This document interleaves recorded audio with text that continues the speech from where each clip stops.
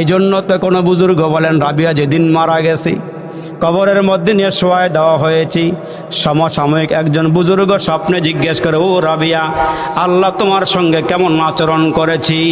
রাবিয়া ডেকে ডেকে বলে, আল্লাহ আমার ওপরে খুশি হইয়া আমার গুনাহ মাফ করে আল্লাহ জান্নাতের ফয়সালা করে দিয়েছেন।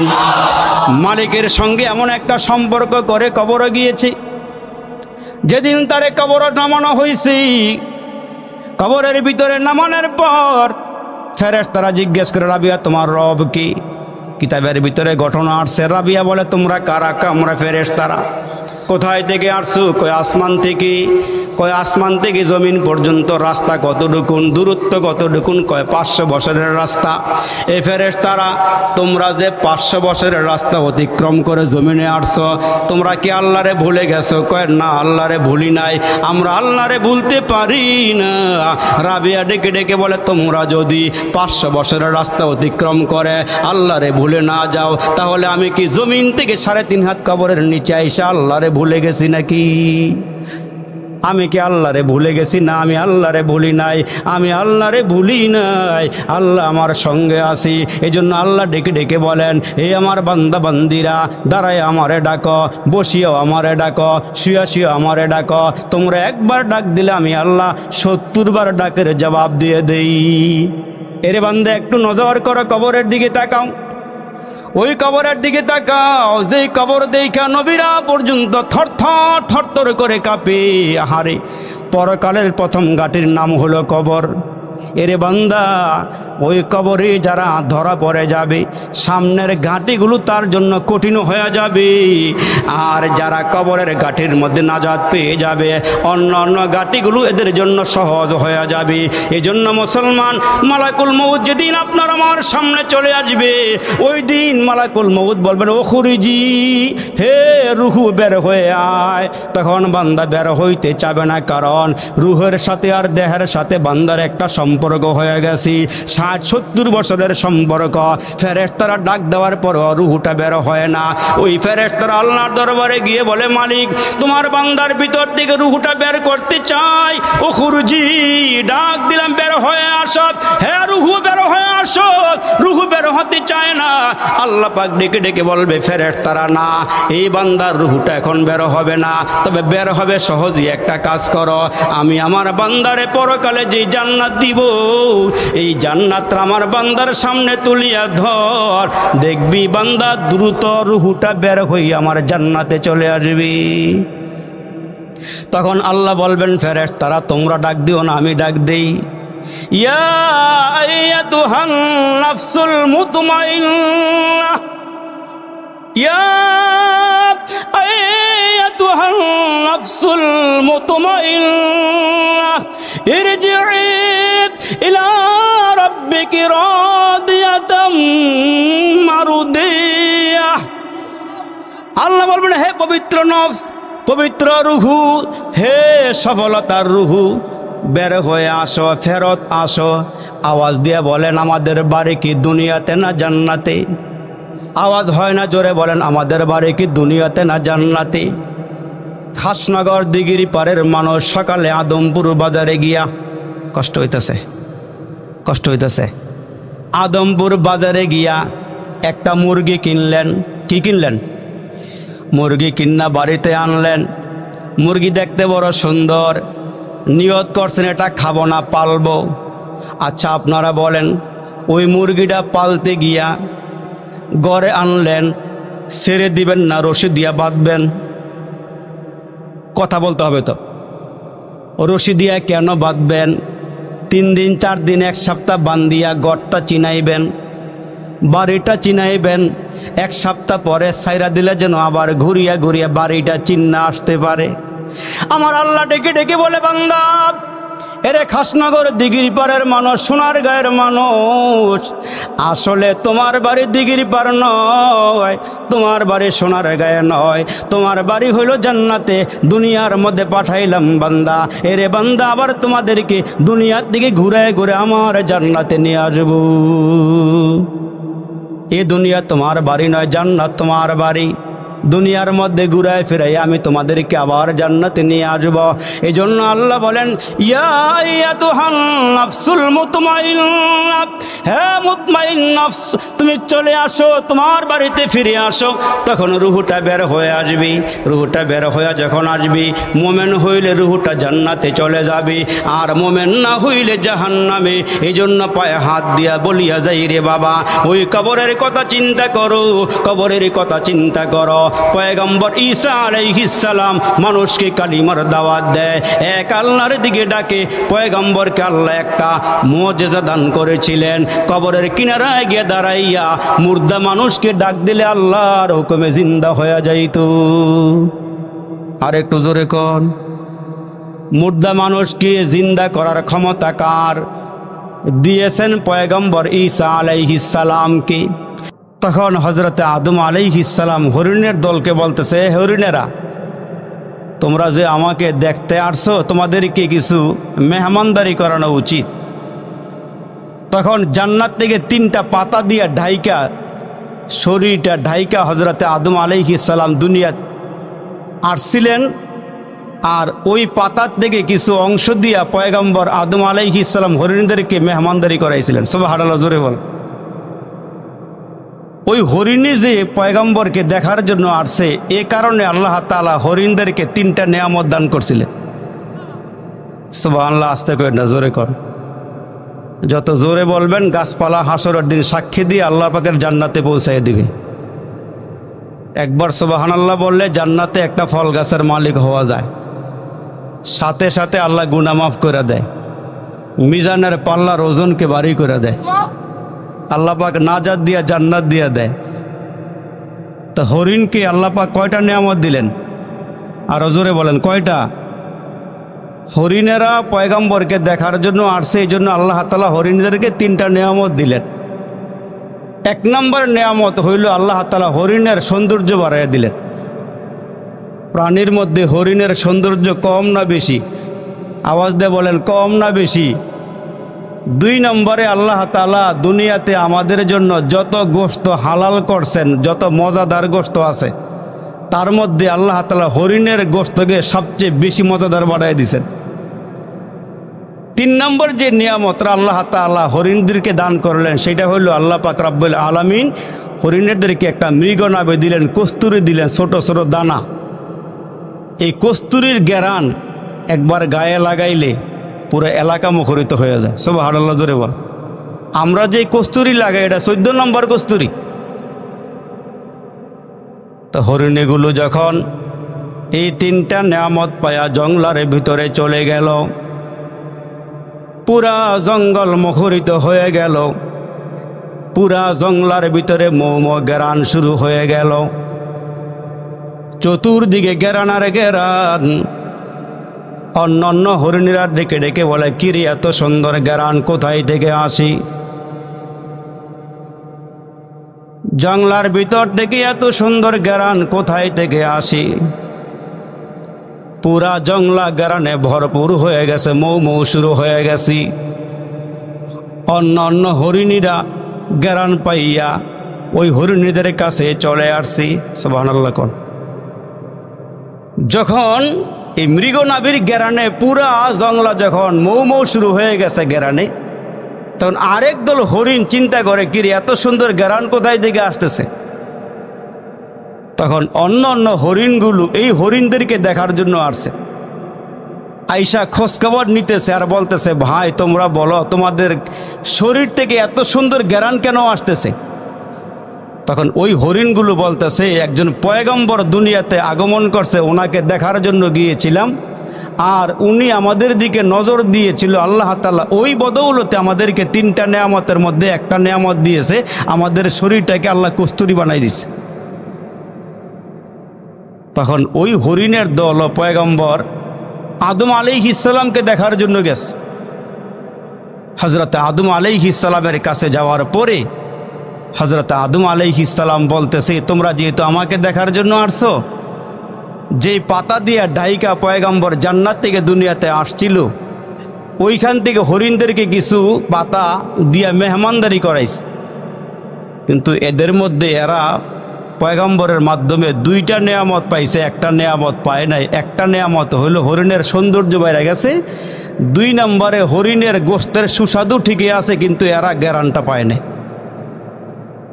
তার কারণ এরা জ্ঞান আনার জন্য গিয়েছিল, পয়গম্বরকে আসলে দেখার জন্য যায় নাই। আর প্রথম দল হরিণগুলো পয়গম্বরকে দেখার জন্য গিয়েছে, আল্লাহ এদেরকে 3টা নেয়ামত দান করছে। আর একটু জোরে বলেন। এই যে আপনারা আজকে এখানে আসছেন, এখানে এসে বসছেন, কেউ আসছেন যে আরবি হুজুরের শোরটা অনেকদিন ধরে শুনিনি, একটু শুনে আসি। কেউ মনে করছেন যে আরবি হুজুরের সাথে দেখা হয় অনেকদিন, হুজুরের কণ্ঠটা কেমন আগের মতো আছে কিনা একটু দেখে আসি। যে যেমন নিয়ত করবেন তেমন ফল পাইবেন। যার নিয়ত ভালো তার ফলও ভালো। যারা এখানে আল্লাহকে রাজি আর খুশি করার জন্য আসছেন, এরা আল্লাহকে রাজি আর খুশি করে বাড়িতে যাবেন। আর যারা অন্য নিয়ত করে বসে রয়েছেন, এরা এমনই পাইবেন। ঠিক কিটা জোরে কর, একটা আওয়াজটা বাড়ায় দিয়ে এখন ঠিক নেবে ঠিক। এই জন্য নিয়তকে সুন্দর করে বসেন। আমাদের দিকে তাকায় আছেন কে? আমাদেরকে পর্যবেক্ষণ করতেছেন কে? আমাদের মালিক কে? আর একটু আওয়াজ দেব, আমাদের মালিক কে? আমাদের মালিক আল্লাহ। এই জন্য আপনার আমার রব, আমার মালিক আল্লাহ ডেকে ডেকে বলেন, ও বান্দা, দুনিয়ার মধ্যে যত মাখলুক আছে, বান্দা কোনো মাখলুককে তোমাদের মতো এত সুন্দর করে বানাই নাই। এরে বান্দা, তোমার চোখের দিকে তাকায় দেখো চোখগুলো কত সুন্দর, তোমার ঠোঁটের দিকে তাকায় দেখো তোমার ঠোঁটগুলো কত সুন্দর, তোমার মুখের ভিতরে জিহ্বার দিকে তাকায় দেখো রে বান্দা, এই জিহ্বাটার মধ্যে আমি আল্লাহ এমন একটা মেশিন ফিট করে দিলাম। দুনিয়ার যত নেয়ামত খাইবা, নেয়ামতের স্বাদ ভিন্ন ভিন্ন মজা পাইবা। এজন্য আমার মালিক ডেকে ডেকে বলে, বান্দা, আমি কোনো প্রাণীর জিহ্বার দিকে তাকাইয়া থাকি না। যত মাখলুক দুনিয়াতে পাঠাইছে রে বান্দা, কোনো মাখলুকের জিহ্বার দিকে আমি আল্লাহ তাকাই না। 24টা ঘন্টা আমি আল্লাহ আদম সন্তানের জিহ্বার দিকে তাকাইয়া থাকি। আর আমি বান্দার দিকে তাকায়া তাকায়া বলি, বান্দা, তোমার ছেলে মেয়েরে সময় দিলা, তোমার বিবিরে সময় দিলা, এরে বান্দা দোকানে সময় দিলা, চাকরিতে সময় দিলা, আমার জন্য একটু সময় হলো না। এই জন্য আল্লাহ ডাক দিয়া দিয়া কয়, বান্দা, ইয়া আইয়ুহাল ইনসানু মা গররাকা বিরব্বিকাল কারীম। ওই কারিম রব, কারিম রব কারে বলা হয়? কারিম রব এমন একজন রব, এমন একজন মালিককে বলা হয়, যিনি চাওয়ার আগে দান করেন, তারই বলা হয় কারিম রব। আওয়াজ দিয়ে বলেন, আমরা কি আল্লাহর কাছে চক্ষু চাইছিলাম? মানুষগুলো সবকে বোবা না গোরস্থান বুঝেছেন। আমরা কি আল্লাহর কাছে চক্ষু চাইছিলাম? আমরা কি জবান চাইছিলাম? আমরা কি হাত চাইছিলাম? আমরা কি পা চাইছিলাম? যিনি না চাওয়ার আগে দান করেন, উনি হইল কারিম রব। ওই মালিক আল্লাহ ডেকে ডেকে বলে, বান্দা, 24টা ঘন্টা আমি আল্লাহ তোমার জিহ্বার দিকে তাকায়া থাকি। তোমরা নি খাসনগর দিঘির পারে বৈশা বৈশা আমার একবার আল্লাহ কয়া ডাক দাও। এরে বান্দা, তোমার জিহ্বার মধ্যে ইলিশ মাছের মজা এক রকমের দিলাম, চিংড়ি মাছের মজা আর এক রকমের দিলাম। এরে বান্দা, তোমার আমি আল্লাহ একটা কপাল দান করলাম। এরে বান্দা, তোমার আমি একটা কপাল দান করলাম। এই কপালটা আমি আল্লাহ তোমারে দান করলাম রে বান্দা। বান্দা, তুমি যখন এই ফরসে আমার নিয়তে আমাকে খুশি করার জন্য সেজদা করো, বান্দা তুমি যখন আমারে সেজদা করো, তুমি সেজদা করো ফরসে, সেজদা কবুল হয়ে গেলে চলে যায় মাওলা পাকের আরশে। বান্দা, একটা সেজদার বিনিময়ে হাসরের কঠিন ময়দানে আমি আল্লাহ তোমাকে জাহান্নাম থেকে নাজাত দিয়ে জান্নাত দিয়ে দিব। আল্লাহকে ভালোবাসো, আল্লাহকে মহাব্বত করো রে বান্দা। এজন্য আমার আল্লাহ ডেকে ডেকে বলে, বান্দা, তুমি আমারে বেশি মহাব্বত করবো, আমি আল্লাহ এটাই তোমার নিকটে চাই। জগতের একজন পাগলনি মহিলা আল্লাহর বান্দি রাবেয়া সারা রাত নামাজে দাঁড়ায়া দাঁড়ায়া ফজরের আগে আগে নিজের কাপড়ের আঁচলটা বাড়াইয়া দিয়া, নিজের কাপড়ের আঁচলটা বাড়াইয়া দিয়া দুইটা হাত উপরের দিকে ভাসাইয়া আল্লাহকে ডেকে ডেকে বলে, মালিক আল্লাহ, তোমার কাছে গাড়ি চাই না, বাড়ি চাই না, ইজ্জত সম্মান কিছুই চাই না। আল্লাহ, তোমার কাছে আমি যে জিনিসটা চাই, আমার এই কাপড়ের আঁচলটা তোমার মোহাব্বত দিয়া ভরপুর করে দাও। এই রাবিয়া মাওলাকে খুশি করার জন্য এত ইবাদত করেছি, এত বন্দেগী করেছি।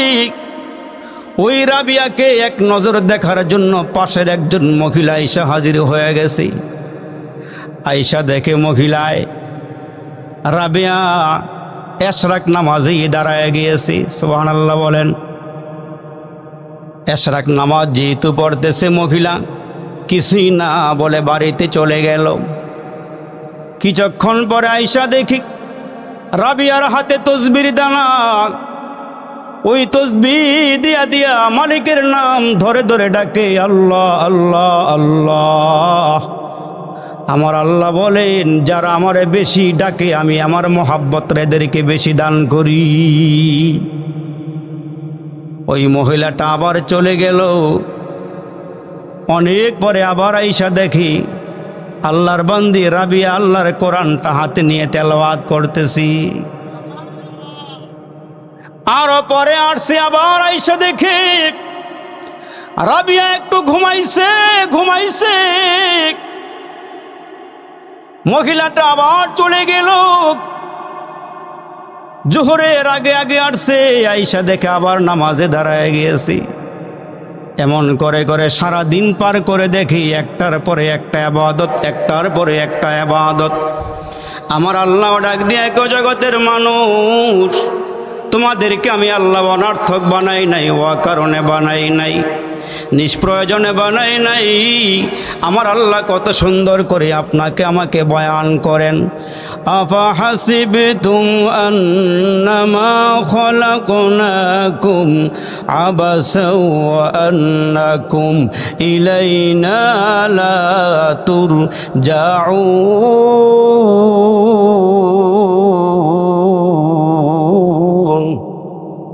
আল্লাহ বলেন, বান্দা, তোমাদেরকে আমি আল্লাহ অনার্থক বানাই নাই। চায়ের দোকানে বৈশা টিভি দেখবা, এই জন্য আমি আল্লাহ বানাই নাই। এরে বান্দা, চায়ের দোকানে বৈশা বৈশা গল্প গুজব করবা, এই জন্য আমি বানাই নাই। এরে বান্দা, হান্ডা গুলি মারবা, এই জন্য বানাই নাই। বেহুদা অনার্থক কথাবার্তা বলবা, এই জন্য আমি আল্লাহ বানাই নাই। যদি খাসনগর থেকে আল্লাহরে জিজ্ঞেস করি, আল্লাহ কি জন্য আমরা রে বানাইছে, একটু কও। আল্লাহ কি সুন্দর করে আপনারে আমারে জানায় দিলেন, ওমা খালাকাতুল জিন্না ওয়াল ইনসা ইল্লা লিয়াবুদুন।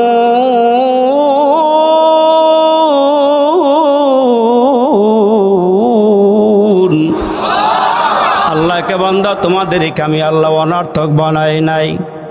ইবাদত করার জন্য বানাইছি, বন্দেগী করার জন্য বানাইছি। 5 বেলা মুয়াজ্জিন দিয়ে আযান দেওয়াইলাম। তোমার ঘর বড় নয়, তোমার বাড়ি বড় নয়, তোমার দোকান বড় নয়, তোমার অফিস বড় নয়, তোমার কলকারখানা বড় নয়। আওয়াজ দিয়া পুরুষের মতো, সিংহের মতো গর্জন দিয়া বলেন, দুনিয়ার সব কিছুর চেয়ে বড় কে? আর জোরে বলেন, বড় কি? আওয়াজটা বাড়ায়া দিয়া বলেন, বড় কি?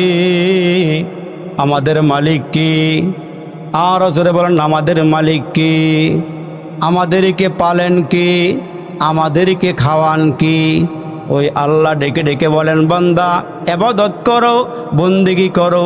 যদি আল্লাহরে জিজ্ঞেস করি, আল্লাহ কতক্ষণ ডাকলে তুমি খুশি হইবা? আল্লাহ পাক আপনারে আমারে জানায় দিলেন, ওয়াবুদু রাব্বাকা হাত্তা ইয়াতিয়াকাল ইয়াকিন।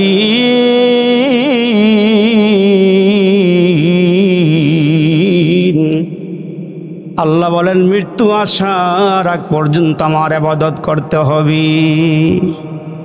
কিন্তু এখন আমরা দেখি রে বাবা, শুকুর মুন্সির দল, রমজান মুন্সি শুকুর মুন্সি, রমজান মুন্সি, ঈদ মুন্সি, খাট মুন্সি, আমরা মুসলমান বাৎসরিক ইবাদত করতে চাই, কিন্তু আল্লাহ বলেন বান্দা 5 বেলা আজান হবে, 5 বেলা নামাজ পড়বা, তোমরা ফরজে সিজদা দিবা, তোমার সিজদা কবুল হয়ে গেলে চলে যাবে সাথে সাথে আমার আরশে।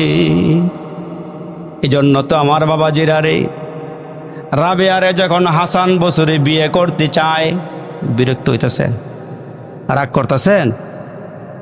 রাবেয়ারে যখন হাসান বসরি বিয়ে করতে চায়, প্রথম স্বামী মারা যাওয়ার পর যখন হাসান বসরি প্রস্তাব দিল, রাবেয়ারে তোমার আমি বিয়ে করতে চাই, সুবহানাল্লাহ কোন কারণ কি, কেন এই মহিলাকে হাসান বসরি বিয়ে করতে চায়? হাসান বসরি তাকায়া দেখি এই রাবিয়া ইবাদত করতে করতে করতে করতে এত উপরে চলে গেছে, নামাজের মুসল্লাটা বাতাসের উপরে বিছায়া নামাজ আদায় করতে পারে, কত উপরে চলে গেছে। আর রাবিয়াও তাকায়া দেখে আল্লাহর ওলি হাসান বসরি আল্লাহরে এত খুশি করছে, আল্লাহর এত কাছাকাছি চলে গেছে, নামাজের মুসল্লাটা পানির উপরে বিছায়া নামাজ আদায় করতে পারে। হাসান বসরি যখন প্রস্তাব দিয়েছে, রাবিয়া রে তোমার আমি বিয়ে করতে চাই, রাজি আসনি বলো? রাবিয়া ডেকে ডেকে বলে, আল্লাহর বলি আমি আপনার বয়ান শুনি, আপনার বয়ান না শুনলে আমার ভালো লাগে না, আপনার বয়ান শুনলে দিল নরম হয়ে যায়, আপনার বয়ান শুনলে ইবাদত করতে বড় ভালো লাগে, আপনি যেহেতু প্রস্তাব দিয়েছেন বিয়ে করবেন অসুবিধা নাই, তবে আপনার কাছে আমার 4টা প্রশ্ন আছে, এই প্রশ্নের জবাব দিতে পারলে নির্দ্বিধায় নির্বিঘ্নে আপনার সঙ্গে আমার বিয়ে হয়ে যাবে। হাসান বসরি ডেকে বলে, রাবিয়া কি প্রশ্ন বলো? এই প্রশ্নগুলো নিয়ে ঘরে যাইবেন, আমার সময় বড় স্বল্প, সময় বড় অল্প।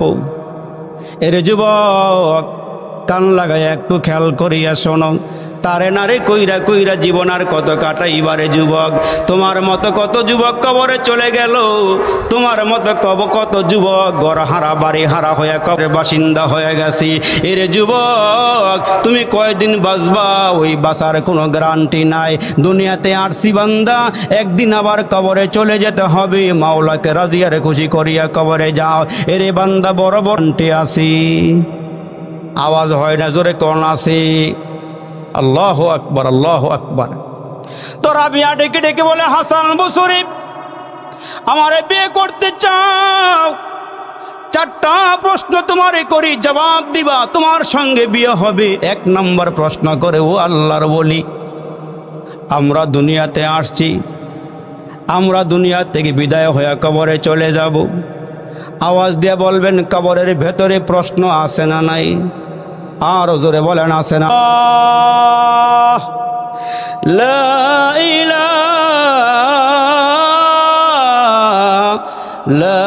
ইলাহা আনা ফা'বুদুনি,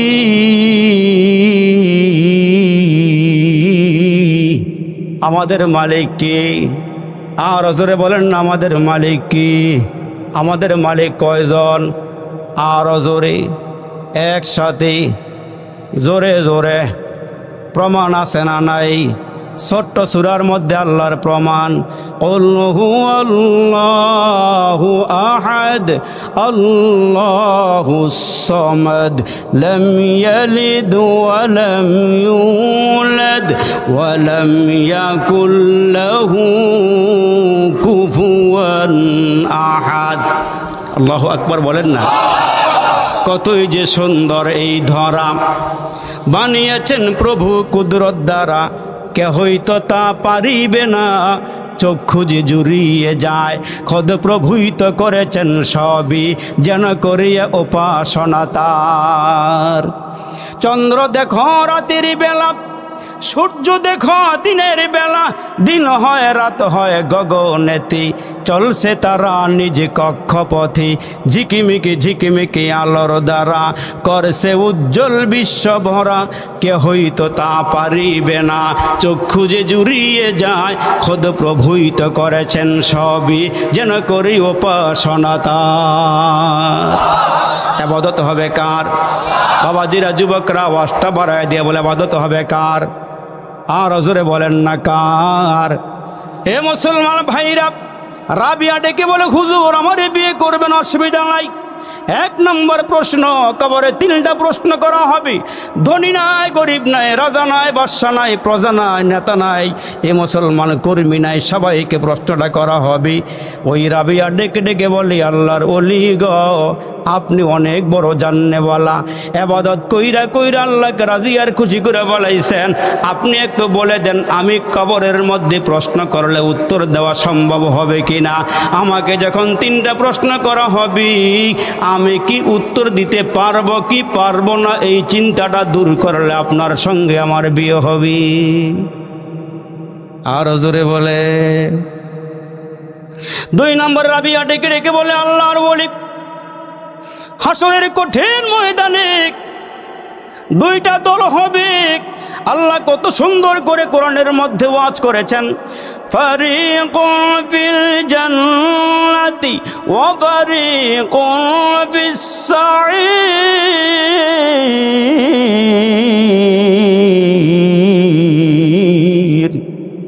হাসরের ময়দানে দল হবে 2টা। জোরে বলেন না কয়টা? আর জোরে বলেন কয়টা? এক দল হবে জান্নাতি, আরেক দল হবে জাহান্নামী। এক দলের আমলনামা ডান হাতে আসবে, ওই মানুষগুলো সোজা আল্লাহর জান্নাতে চলে যাবে। আর যাদের আমলনামা বাম হাতে আসবে, ওই আমলনামাটা বাম হাতে দেওয়ার পর এত সহজে বাম হাতে আমলনামা দেওয়া হবে না। এরে যুবক, কিসের নেশায় এত ঘুরাঘুরি করো? এরে যুবক, আমার প্রাণের ভাইরা, হাতটাকে পিছন দিক দিয়া নিয়া পিঠের ভিতর দিয়া ঢুকাইয়া কলিজাটা সেদা করে বুক দিয়া হাতটা বাড়ি করিয়া আমলনামাটা দেওয়া হবে। তখন বান্দা বলবে কি করলাম রে, কি করলাম রে, কি করলাম, সোনার যৌবন হেলায় খেলায় খোয়াইলাম তারে না রে, কইরা কইরা জীবন কাটাইলাম, আমরা সবাই জান্নাতেরই রাস্তা হারাইলাম। ওই মানুষগুলো বাম হাতে আমলনামা পাওয়ার পর এত চিৎকার মারবে, চিৎকার, পাগল পারা হয়ে যাবে হাসরের কঠিন ময়দানে। ওই মানুষগুলো আব্বারে তালাশ করবে, মারে তালাশ করবে, ভাই তালাশ করবে, বোনকে তালাশ করবে, বন্ধুকে তালাশ করবে। আহারে, আজকে কঠিন মুসিবতের দিনে কেউ আমার আপন না, কেউ আমার কিনারায় নাই, কেউ আমার কাছে নাই নাই নাই। ওই মানুষগুলো পাগল পারা হইয়া হাসরের ময়দানে দৌড়াইতে শুরু করবে। ওই মানুষগুলো চিৎকার করবে আর বলবে আল্লাহ আবার দুনিয়াতে পাঠাও। আলেম ওলামার কথা বিশ্বাস করি নাই, বয়ান ভালো লাগে নাই, কোরআন বিশ্বাস করি নাই, হাদিস বিশ্বাস করি নাই, আল্লাহ আমাদেরকে দুনিয়াতে আবার পাঠাও। আল্লাহ দুনিয়ার থেকে তোমার বন্দেগি করে আবার আসব। আল্লাহ বলেন বান্দা 60 বছরের হায়াত দিয়া তোমাকে ছেড়ে দিয়েছিলাম রে বান্দা, ওই মুহূর্তে ফজরের আজান হলো তুমি মসজিদে যাও নাই, এরে বান্দা জোহরের আজান হইলো তুমি মসজিদে যাও নাই, আসরের আজান হয়ে গেল, মাগরিবের আজান হয়ে গেল, এশার আজান হয়ে গেল, তুমি তো আল্লাহর ঘরে মসজিদে যাও নাই। ওই হাসরের ময়দানে বান্দা চিৎকার করতে করতে পাগল পারা হয়ে যাবে, ওই দিন কোনো কাজে আসবে না।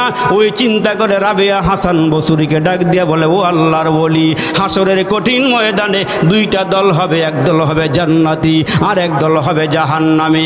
এক দলের আমলনামা ডান হাতে আসবে, আর এক দলের আমলনামা বাম হাতে আসবে। আল্লাহ পাক রব্বুল আলামিন কত সুন্দর করে আমাদেরকে জানাইয়া দিলেন, এরে বান্দা হাসরের ময়দানে 2টা দল হবে, এক দল হবে জান্নাতি আর এক দল হবে জাহান্নামী। রাবিয়া ডেকে ডেকে বলে আল্লাহর বলি, আমি কোন দলের হব, জান্নাতি না জাহান্নামী? এই চিন্তাটা দূর করে দিলে আপনার সঙ্গে আমার বিয়ে হবে। প্রশ্ন গেল কয়টা? আরো জোরে বলেন না কয়টা? রাবিয়া ডেকে ডেকে বলে আল্লাহর বলি, এই আল্লাহর বলি, 3 নম্বরে আরেকটা জিনিস আমি জানতে চাই, আমি ঈমান নিয়ে মরতে পারবো কি পারবো না, আপনি আমার এই টেনশনটা দূর করে দেন। আল্লাহু আকবার, জোরে বলেন। দুনিয়ার মধ্যে সবচেয়ে দামি দৌলতের নাম, সবচেয়ে দামি দৌলতের নাম হলো ঈমান। যার ঈমান নাই তার কোনো কিছুই নাই। যার ইমান আছে তার সব কিছু আছে। একজন ইমানদারের দাম কত জানেন? বিয়া বাড়ির মধ্যে যত দামি মানুষ যাক না কেন, বর যদি না যায় ওই বাড়ির খানা কিসমতে জুটে না। ওই বাড়ির খানা পাইতে হলে বর সাথে নিয়ে যাওয়া লাগে।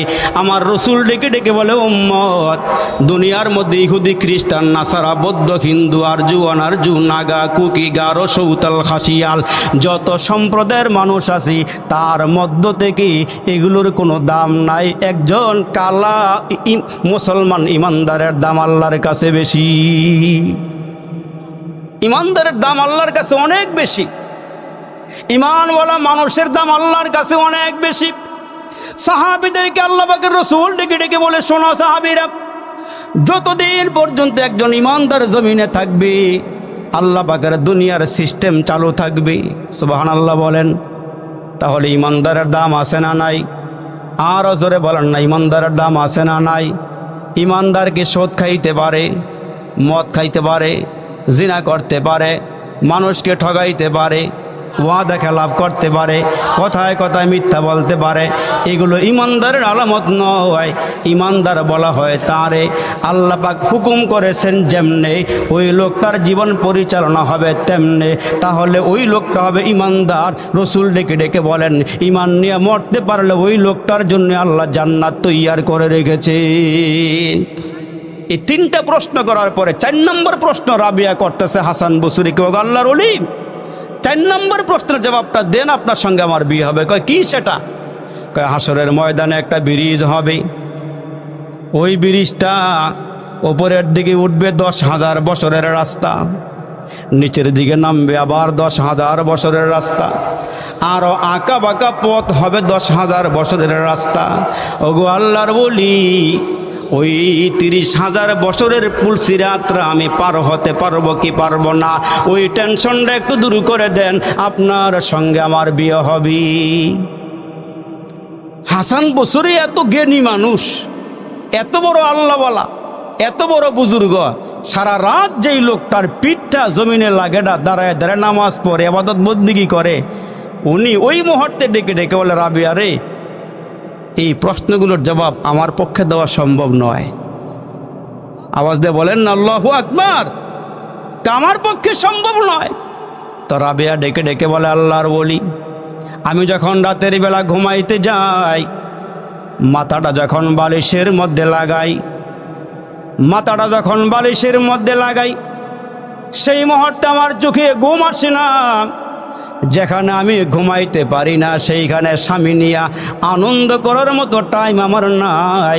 আমি স্বামী নিব কেমনে? বাকি জীবনটা আমি আমার আল্লাহর জন্য সপর্দ করে দিয়েছি। আমি এই হায়াতটা আমার আল্লাহর জন্য রেখেছি, দুনিয়ার কারো জন্য রাখি নাই। এই জন্য তো কোনো বুজুর্গ বলেন, রাবিয়া যেদিন মারা গেছে কবরের মধ্যে নিয়ে শোয়ায় দেওয়া হয়েছে। সমসাময়িক একজন বুজুর্গ স্বপ্নে জিজ্ঞেস করে, ও রাবিয়া, আল্লাহ তোমার সঙ্গে কেমন আচরণ করেছি? রাবিয়া ডেকে ডেকে বলে, আল্লাহ আমার ওপরে খুশি হইয়া আমার গুনাহ মাফ করে আল্লাহ জান্নাতের ফয়সালা করে দিয়েছেন। মালিকের সঙ্গে এমন একটা সম্পর্ক করে কবরে গিয়েছে। যেদিন তারে কবরে নামানো হয়েছে, কবরের ভিতরে নামানোর পর ফেরেশতারা জিজ্ঞেস করে, রাবিয়া তোমার রব কি? কিতাবের ভিতরে ঘটনা আসছে। রাবিয়া বলে, তোমরা কারা? আমরা ফেরেশতারা। কোথায় থেকে আসছো? কয় আসমান থেকে। কয় আসমান থেকে জমিন পর্যন্ত রাস্তা কতটুকুন, দূরত্ব কতটুকুন? কয় 500 বছরের রাস্তা। এই ফেরেশতারা, তোমরা যে 500 বছরের রাস্তা অতিক্রম করে জমিনে আসছো, তোমরা কি আল্লাহরে ভুলে গেছো? কয় না, আল্লাহরে ভুলি নাই, আমরা আল্লাহরে ভুলতে পারি না। রাবিয়া ডেকে ডেকে বলে, তোমরা যদি 500 বছরের রাস্তা অতিক্রম করে আল্লাহরে ভুলে না যাও, তাহলে আমি কি জমিন থেকে 3.5 হাত কবরের নিচে আইসা আল্লাহরে ভুলে গেছি নাকি? আমি কি আল্লাহরে ভুলে গেছি? না, আমি আল্লাহরে ভুলি নাই, আমি আল্লাহরে ভুলি নাই, আল্লাহ আমার সঙ্গে আছি। এই জন্য আল্লাহ ডেকে ডেকে বলেন, এই আমার বান্দা বান্দিরা, দাঁড়ায় আমারে ডাকো, বসিয়াও আমারে ডাকো, শুয়া শুয়া আমারে ডাকো। তোমরা একবার ডাক দিলে আমি আল্লাহ 70 বার ডাকের জবাব দিয়ে দেই। এরে বান্দা, একটু নজর করো, কবরের দিকে তাকাও। ওই কবরের দিকে তাকাও, যেই কবর দেখা নবীরা পর্যন্ত থরথর থরথর করে কাঁপে। আহারে, পরকালের প্রথম ঘাটির নাম হলো কবর। এরে বান্দা, ওই কবরে যারা ধরা পড়ে যাবে, সামনের ঘাটিগুলো তার জন্য কঠিন হয়ে যাবে। আর যারা কবরের ঘাটির মধ্যে নাজাত পেয়ে যাবে, অন্য অন্য ঘাটিগুলো এদের জন্য সহজ হয়ে যাবে। এই জন্য মুসলমান, মালাকুল মউত যেদিন আপনার আমার সামনে চলে আসবে, ওই দিন মালাকুল মউত বলবেন, ও খুরিজি, হে রুহু বের হয়ে আয়। তখন বান্দা বের হইতে চাবে না, কারণ রুহের সাথে আর দেহের সাথে বান্দার একটা সম্পর্ক হয়ে গেছে, 60-70 বছরের সম্পর্ক। ফেরেশতারা ডাক দেওয়ার পর রুহুটা বের হয় না। ওই ফেরেশতারা আল্লাহর দরবারে গিয়ে বলে, মালিক, তোমার বান্দার ভিতর থেকে রুহুটা বের করতে চাই। ও খুরজি, ডাক দিলাম, বের হয়ে আসো। হ্যাঁ, রুহু বের হয়ে আসো। রুহু বের হতে চায় না। আল্লাহ পাক ডেকে ডেকে বলবে, ফেরেশতারা, না, এই বান্দার রুহুটা এখন বের হবে না, তবে বের হবে সহজই একটা কাজ করো, আমি আমার বান্দারে পরকালে যে জান্নাত দিব, এই জান্নাতটা আমার বান্দার সামনে তুলিয়া ধর, দেখবি বান্দা দ্রুত রুহুটা বের হই আমার জান্নাতে চলে আসবি। তখন আল্লাহ বলবেন, ফেরেশতারা, তোমরা ডাক দিও না, আমি ডাক দেই। ইয়া আইয়াতুহান নাফসুল মুতমাইন্নাহ, ইয়া আইয়াতুহান নাফসুল মুতমাইন্নাহ, ইরজিই ইলা রাব্বিকি রাদিয়াতাম মারদিয়াহ। আল্লাহ বলবেন, হে পবিত্র নফস, পবিত্র রুহু, হে সফলতার রুহু, বের হয়ে আসো, ফেরত আসো। আওয়াজ দিয়ে বলেন, আমাদের বাড়ি কি দুনিয়াতে না জান্নাতে? আওয়াজ হয় না, জোরে বলেন, আমাদের বাড়ি কি দুনিয়াতে না জান্নাতে? খাসনগর দিঘির পাড়ের মানুষ সকালে আদমপুর বাজারে গিয়া, কষ্ট হইতেছে, কষ্ট হইতেছে, আদমপুর বাজারে গিয়া একটা মুরগি কিনলেন। কি কিনলেন? মুরগি কিন্না বাড়িতে আনলেন। মুরগি দেখতে বড় সুন্দর, নিয়ত করছেন এটা খাবো না, পালবো। আচ্ছা, আপনারা বলেন, ওই মুরগিটা পালতে গিয়া ঘরে আনলেন, ছেড়ে দিবেন না রশি দিয়া বাঁধবেন? কথা বলতে হবে তো। রশি দিয়া কেন বাঁধবেন? 3 দিন 4 দিন 1 সপ্তাহ বান্ধিয়া গড়টা চিনাইবেন, বাড়িটা চিনাইবেন। 1 সপ্তাহ পরে ছাইরা দিলে যেন আবার ঘুরিয়া ঘুরিয়া বাড়িটা চিন্না আসতে পারে। আমার আল্লাহ ডেকে ডেকে বলে, বান্দা, এরে খাসনগর দিঘির পাড়ের মানুষ, সোনার গায়ের মানুষ, আসলে তোমার বাড়ি দিঘির পাড় নয়, তোমার বাড়ি সোনার গায়ে নয়, তোমার বাড়ি হইল জান্নাতে। দুনিয়ার মধ্যে পাঠাইলাম বান্দা, এরে বান্দা, আবার তোমাদেরকে দুনিয়ার দিকে ঘুরে ঘুরে আমার জান্নাতে নিয়ে আসবো। এ দুনিয়া তোমার বাড়ি নয়, জান্নাত তোমার বাড়ি। দুনিয়ার মধ্যে ঘুরায় ফিরাই আমি তোমাদেরকে আবার জান্নাতে নিয়ে আসব। এই জন্য আল্লাহ বলেন, ইয়া আইয়াতুহান নাফসুল মুতমাইন্নাহ, হে মুতমাইন নফস, তুমি চলে আসো, তোমার বাড়িতে ফিরে আসো। তখন রুহুটা বের হয়ে আসবি। রুহুটা বের হয়ে যখন আসবি, মোমেন হইলে রুহুটা জান্নাতে চলে যাবে, আর মোমেন না হইলে জাহান্নামে। এই জন্য পায়ে হাত দিয়া বলিয়া যাই, রে বাবা, ওই কবরের কথা চিন্তা করো, কবরের কথা চিন্তা করো। পয়গম্বর ঈসা আলাইহিস সালাম মানুষকে কালিমার দাওয়াত দেয়, এক আল্লাহর দিকে ডাকে। পয়গম্বরকে আল্লাহ একটা মুজিজা দান করেছিলেন, কবরের কিনারায় গিয়ে দাঁড়াইয়া মুর্দা মানুষকে ডাক দিলে আল্লাহর হুকুমে জিন্দা হয়ে যাইত। আর একটু জোরে কোন, মুর্দা মানুষকে জিন্দা করার ক্ষমতা কার? দিয়েছেন পয়গম্বর ঈসা আলাইহিস সালামকে। পয়গম্বর ঈসা আলাইহিস সালাম কবরের কিনারায় দাঁড়াইয়া মুর্দা মানুষকে ডাক দিলে কবরের ভিতর থেকে মুর্দা জিন্দা হয়ে যাইতো। আল্লাহু আকবার বলেন। কওমের লোকেরা ডাক দেখে, ও পয়গম্বর, 1 মাস আগে মারা গেলে, 2 মাস আগে মারা গেলে তাজা মানুষের বডির থেকে রুহু হয়তো ফিরে আসতেও পারে। হয়তো অনেক মানুষ মারাও যায় না, রুহটা ভিতরে চাপা দিয়ে থাকে, ওই মানুষকে জিন্দা করাইয়া দেখানো সম্ভব। আপনি একটা কাজ করেন, সেই কাজটা হইল বহুদিন আগে যেই মানুষটা মারা গেছে, হাড় গরু নষ্ট হয়ে গেছে, এমন একটা মানুষ জিন্দা করতে পারলে আপনার ডাকে সারা দিয়া কালমা পরে মুসলমান হয়ে যাব। পয়গম্বর ঈসা কয় তাহলে চলো আমাকে নিয়ে যাও। পুরাতন একটা কবর, 400 বছরের আগের কবর। কয়শো বছর? রাগ করতেছেন মনে হয় না? 400 বছরের আগের কবর। ওইটার কিনারায় গিয়া পয়গম্বর দাঁড়ায় গিয়েছে। ঈসা আলাইহিস সালাম দাঁড়ায় যাওয়ার পর কওমের লোকেরা ডেকে বলে, ঈসা এই কবরের কিনারায় দাঁড়াইয়া ডাক দাও তো দেখি তোমার আল্লাহর কি ক্ষমতা আছে, দেখি মরা মানুষ তোমার দ্বারা জিন্দা আল্লাহ করাইতে পারেনি। পয়গম্বর ঈসা আলাইহিস সালাম 400 বছর আগের কবরের কিনারায় দাঁড়াইয়া ডাক দিয়ে বলতেছেন, কুম বিইজনিল্লাহ, আল্লাহর হুকুমে জিন্দা হয়ে যাও। ডাক দেওয়ার সঙ্গে সঙ্গে কবরের ভিতর থেকে একটা মানুষ জিন্দা হয়ে দাঁড়ায় গেছে। আর জোরে বলে, আমগো আল্লাহর ক্ষমতা আছে না নাই? আমগো আল্লাহর ক্ষমতা আছে না নাই? এ মুসলমান ইহুদিরা মানে 2 খোদা, নাসারারা কয় 3 খোদা, আর হিন্দুরা কয় 33 কোটি দেবতা। আমরা কই আমগো এত খোদা লাগে না, আমগো খোদা কয়জন? আর জোরে কয়জন? হিন্দুরা কয় মেঘের লেগে 1 খোদা, মারামারির লেগে 1 খোদা, ফিরাইবার লাগে আর 1 খোদা।